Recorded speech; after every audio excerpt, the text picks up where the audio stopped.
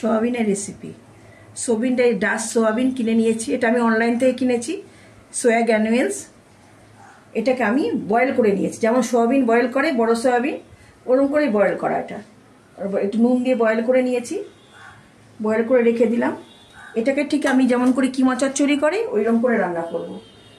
আর একটা ব্লেন্ডারের মধ্যে আমি পেঁয়াজ আর টমেটো ব্লেন্ড করে নিয়েছি, আমি ওটা দিয়ে দিলাম।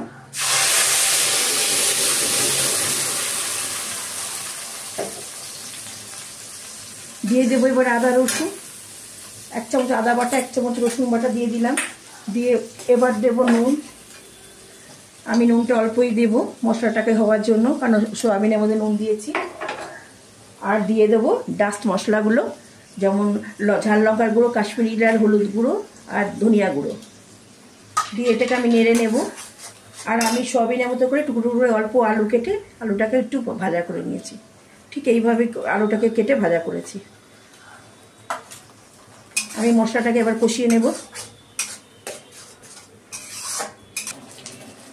মশলাটা আমার কষা হয়ে গেছে, এবার সোয়াবিনটাকে আমি দিয়ে দেবো, সিদ্ধ করা সোয়াবিনটা। আমি কিন্তু সোয়াবিনটা কোনো রকম ফ্রাই বা ভাজলাম না, একবারে দিলাম। আর সব মশলাগুলো আমি গ্রাইন্ডারে করে দিচ্ছি, কেন এটা তো শুকনো শুকনো জিনিস, ইয়ে হলে মশলাটা বেশি হলে এর ভেতরে ঢুকলে জুসি ভাবটা থাকবে।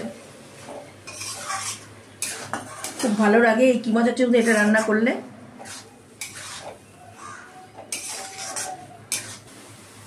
মশলার মধ্যে কষাতে কষাতে জিনিসটা ঠিক এরকম হয়ে গেছে। এইবার আমি একটু নুন লাগিয়ে দিয়ে দিই এটার মধ্যে। আর আমি একটু আলু ভেজে রেখেছিলাম, সেটা ভাজা আলুটা আমি এর মধ্যে দিয়ে দেবো, দিয়ে আরেকটু ফ্রাই করব।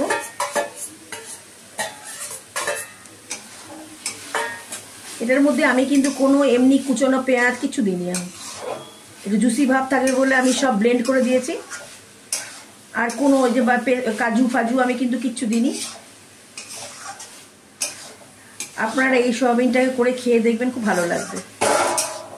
আর এবার হয়ে এসছে, মিলানো হয়ে গেছে। আমি এবার একটু গরম মশলা দেবো এর মধ্যে, হয়ে গেলে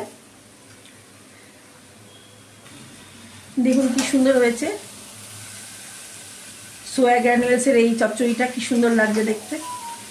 আমি এবার একটু গরম মশলা দিয়ে নেব।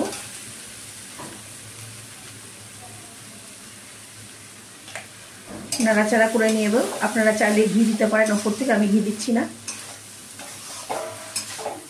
আর ধনে পাতাও দিলাম না, সব কিছু ধনে পাতা ভালো লাগে না।